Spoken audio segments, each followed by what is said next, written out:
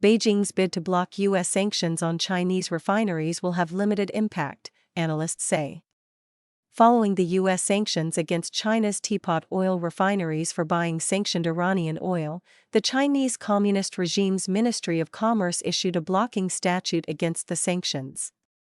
Analysts who spoke to the Epoch Times indicated that although it's the first time that Beijing has used the law to counter U.S. sanctions, its impact will be limited, and the Chinese regime has few options to counter the sanctions.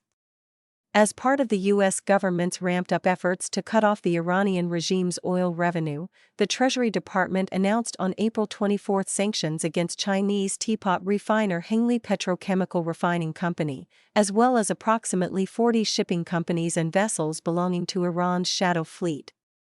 Teapot refineries are small and privately owned. Hengli Petrochemical, China's second-largest teapot refinery, has been identified as one of the key buyers of Iranian oil. The U.S. Treasury Department previously added 4 other Chinese teapot refineries to its sanctions list. In response to the U.S. sanctions, China's Ministry of Commerce activated the measures for blocking the improper extraterritorial application of foreign laws and measures on May 2, designating the U.S. sanctions against 5 Chinese refineries as improper extraterritorial application and ordering companies to ignore them. The core issue underlying the Chinese regime's response is not merely a legal matter, but rather a competition for international discourse power and dominance over global norms, Chen Wenxia, a professor of international business and vice president of Kenan University in Taiwan, told the Epoch Times. What the Chinese regime fears is that the scope of its dominance and its room for development will be further constricted, Chen said. The United States is acting by the book, and the core issue remains America's broader Middle East strategy and its policy toward Iran, Su Tsuyun, a research fellow at Taiwan's Institute for National Defense and Security Research, said of the U.S. sanctions. Beijing, while unwilling to appear weak, faces limited practical scope for retaliation in the international market, Su told the Epoch Times. The strategic consideration behind the U.S. sanctions is a shift in focus, from regulating behavioral norms to achieving a physical zeroing out, Davy J. Wong, a U.S.-based independent political economist, told the Epoch Times. Furthermore, these U.S. sanctions are not merely directed at isolated transactions. Rather, they target the entire production system of the supply chain for pinpoint elimination, a comprehensive purge spanning the entire industrial chain, Wong said. By striking at ports, operators, and foreign exchange institutions, they have effectively cleared out the shadow space of illicit activity, thereby blocking the Iranian oil trade and sealing off those informal physical nodes and loopholes in financial flows. While the premise behind China's blocking measures is that they constitute an act of defense regarding legal sovereignty, rather than being merely a power struggle, they are fundamentally defensive in nature, Wong said.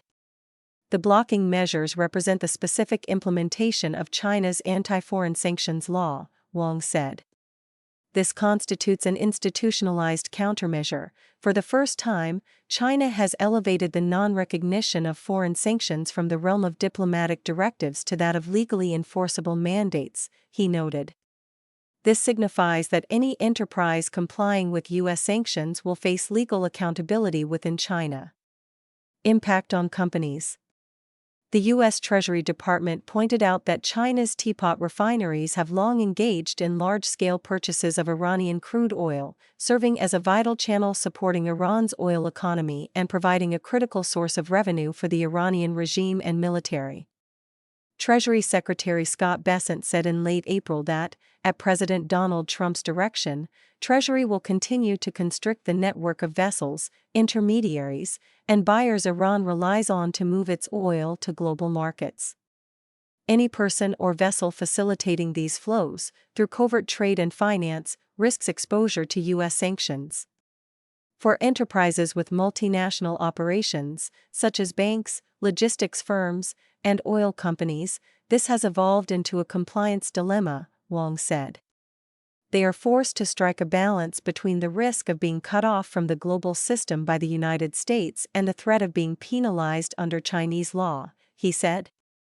Chen pointed out that from a practical standpoint, as long as Chinese enterprises seek to access international markets, they are compelled to reckon with the tangible consequences of U.S. sanctions.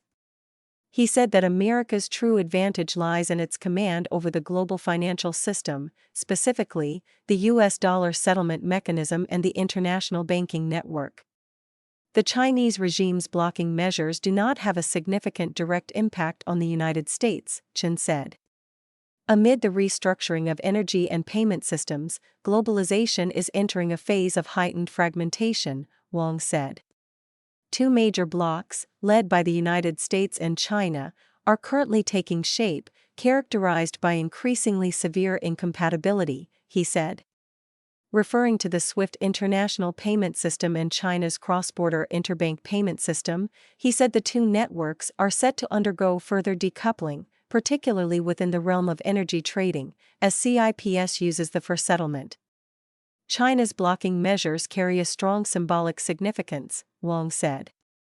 It is designed to signal to the international community that Beijing is establishing a parallel legal framework, one independent of U.S. compliance laws, and signifies Beijing's intent to break the United States' control of discourse surrounding global economic policy, he said. Leveraging for Trump Xi Summit. Trump's visit to Beijing is slated for May 14 to 15. The original meeting date in March was postponed because of developments in the Iran war. The United States has intensified sanctions against Chinese refineries ahead of the Trump-Xi Jinping summit, while the Chinese Communist Party has issued countermeasures.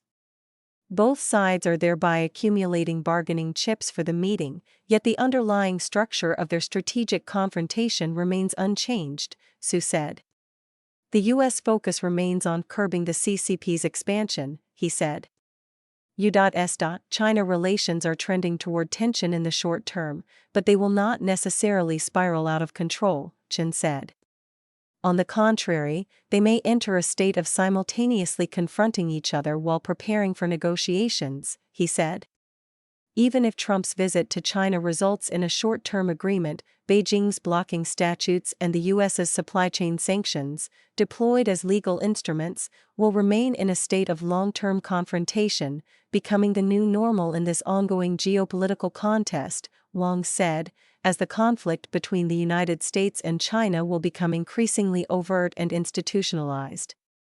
As supply chains undergo restructuring, enterprises will be compelled to adopt a two-separate nations operational strategy, he said. This entails physically isolating and completely segregating their China-based operations from their global business activities, effectively transforming them into two entirely distinct and independent operating systems, he said. Luo Ye, Li Jing, and Yi Ru contributed to this report.